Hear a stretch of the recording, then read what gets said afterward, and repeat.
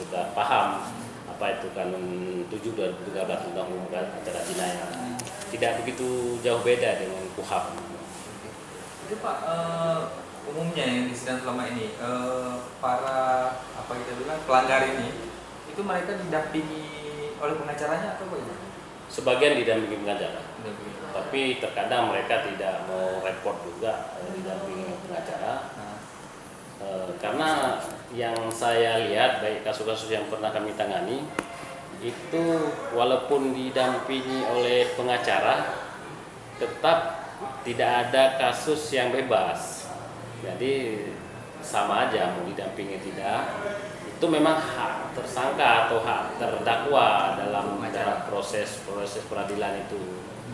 Tapi kalau memang dia tidak mau, makanya seorang penyidik ketika proses awal dia diperiksa itu bahasa itu harus kita dengar. Apakah saudara sehat, apakah saudara mau didampingi oleh pengacara. Nah kalau dia merasa perlu didampingi oleh pengacara pada tingkat penyidikan, walaupun memang dia katakanlah dia tidak ada anggaran, tidak ada uang, kita menyediakan. Kita Pol PPWH menyediakan anggaran untuk pengacara.